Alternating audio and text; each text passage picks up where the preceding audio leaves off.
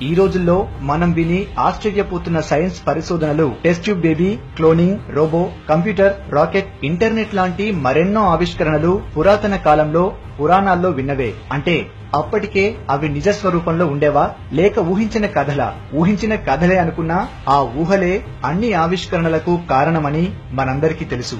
ఇప్పుడు వాటిలో కొన్ని తెలుసుకుందాం.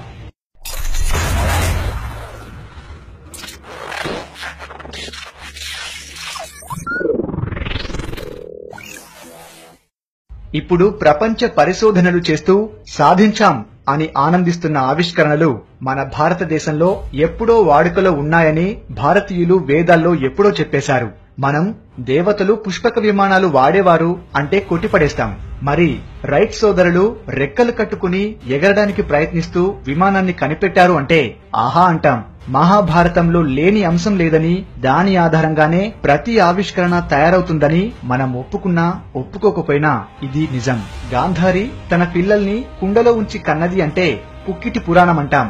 అదే టెస్ట్ ట్యూబ్ బేబీ అంటే ఆహా ఏం విదేశీ బుర్రా అంటాం.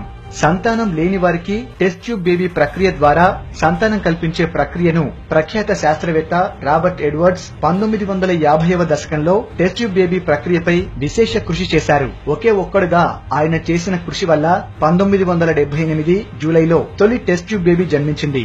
ఆయన ఇన్విట్రో ఫర్టిలైజేషన్ ప్రక్రియను కనిపెట్టడంతో సంతానం లేని తల్లిదండ్రుల్లో ఎక్కువ మందికి ఊరట లభించింది. కేంబ్రిడ్జ్ విశ్వవిద్యాలయంలో 6 దశాబ్దాల క్రితం పరిశోధనలు ప్రారంభించిన రాబర్ట్ ఎడ్వర్డ్స్ 1970వ దశకంలో ఫ్యాట్రిక్ సెఫ్టో అనే గైనకాలజిస్టు సాయంతో తమ కృషి కొనసాగించారు. ఫలితంగా ప్రపంచవ్యాప్తంగా లక్షలాది మంది నిస్సంతులు సంతానం పొందగలిగారు. వైద్య శాస్త్రం ఆయుర్వేద పుస్తకాలలో ఒక ప్రత్యేక శాస్త్రంగా సమర్పించబడింది. కానీ మహాభారతం, వేదాలు మరియు పురాణాలు అసలైన వైద్య శాస్త్రం ఆయుర్వేదం కంటే శ్రేష్టమైనదని సమర్పించబడింది. అన్ని భారతీయ పవిత్ర గ్రంథాలకు మూలం వేదాలు. వేదాలన్నీ రచించింది వేదయుగం కాలంలోనే. అంటే 23,960 బీసీ నుండి 5,560 బీసీ వరకు. మహాభారతం రచించింది 5,560 బీసీలో. పురాణాలు రచించబడింది ఆ తరువాతే. జంతు మరియు మానవ క్లోనింగ్ వేదాల్లో బాగా వివరించారు. అంతర్జాతీయ పుస్తక భాండాగారంలో మొట్టమొదటి గ్రంథం ఋగ్వేదమని ప్రపంచంలోని మేధావులందరూ ఏకగ్రీవంగా అంగీకరించారు. విదేశీయులే వేదాలు విశ్వవిజ్ఞాన భాండాగార నిధులని మన వేద విజ్ఞానాన్ని ఎంతగానో ప్రశంసించారు. అలాగే పార్థనోజెనెసిస్ మరియు టెస్ట్ ట్యూబ్ బేబీల గురించి కూడా పురాతన సాహిత్యంలో వివరించబడింది. మహాభారతం ప్రారంభంలో కౌరవులు ఎలా జన్మించారో వివరించబడి ఉంది. గాంధారి గర్భం దాల్చిన తర్వాత 2 సంవత్సరాలు నిండినా బిడ్డను ప్రసవించలేదు. అందువల్ల కోపం తెచ్చుకున్న గాంధారి గర్భంలోని పిండమును నిష్ఫలం చేసుకుంది. నిజానికి గాంధారి గర్భంలో ఉన్నది పిండం కాదట, ఒక గడ్డ. అది మామూలు గడ్డ కాదు, మూల కణాల ద్రవ్యరాశి సమూహం. ఇది తెలుసుకున్న వ్యాస మహర్షి గాంధారి నిష్ఫలం చేసిన మూల కణాల ద్రవ్యరాశి సమూహం గడ్డని జాగ్రత్తగా తీసి అందులో నుండి జీవ కణాలను వేరు చేసి పూర్ణ కలశ కుంభంలో భద్రపరిచాడు. ఆ కలశం మామూలు కలశం కాదు, జీవన శక్తి పోషణకు సంబంధించిన పోషణను సరఫరా చేసే కలశం. అందులో 101 జీవమూల కణాలు ఉన్నాయి. కొన్ని నెలల తర్వాత ఆ 101 జీవమూల కణాలు బిడ్డలుగా తయారయ్యారు. వారే కౌరవులు. 100 మంది కౌరవులు, వారి సోదరి దుస్సల. ఋగ్వేదంలో వివరించిన విధంగానే వ్యాస మహర్షి చామస భాగ ప్రక్రియతో కౌరవులను పుట్టించగలిగాడు. ఇలాంటి వైద్య ఉదాహరణలు మహాభారతంలో చాలానే ఉన్నాయి. ఈ ఉదాహరణల్లో ముఖ్యమైనది కర్ణుని జననం. కుంతీదేవి సూర్యశక్తితో పార్థనోజెనెసిస్ విధాన ప్రక్రియతో కర్ణుడికి జన్మనిచ్చింది. ఇక్కడే అందరూ గమనించాల్సిన విషయం ఒకటి. పార్థనోజెనెసిస్ అనే ఇంగ్లీషు వైద్య పదంలో పార్థ అనే దానికి పృతలో అనే అర్థం వస్తుంది. కుంతీదేవికి మరో పేరు పృత. ఇంగ్లీషు వైద్య శాస్త్ర నిపుణులు పార్థనోజెనెసిస్ ప్రక్రియకు అనుకోకుండా ఆ పేరు పెట్టారా, లేక ఋగ్వేదంలో వివరించిన విధంగానే టెస్ట్ ట్యూబ్ ప్రక్రియ అభివృద్ధి చేశారు కాబట్టి కుంతీదేవి యొక్క 2వ పేరు పెట్టారా అనేది ఇప్పటికీ మిస్టరీయే. ఇలాంటివే కాకుండా మరొకటుంది. 15వ శతాబ్దంలో గోస్వామి తులసీదాస్ హనుమాన్ చాలీసా రచించాడు. ఇందులో భూమి నుండి సూర్యుడి వరకు ఎంత దూరం ఉందో స్పష్టంగా ఉంది. ఈ విషయాన్ని హనుమాన్ చాలీసాలో కేవలం 3 ముక్కల్లో మరింత స్పష్టంగా తెలియజేశారు. తులసీదాస్ హనుమాన్ చాలీసాలో రచించినట్టు యుగ సహస్ర యోజన పరభాను లీల్యోతాహి మధుర ఫలజాను అనే దానిలో భూమి నుండి సూర్యుడి వరకు ఎంత దూరం ఉందో స్పష్టంగా ఉంది.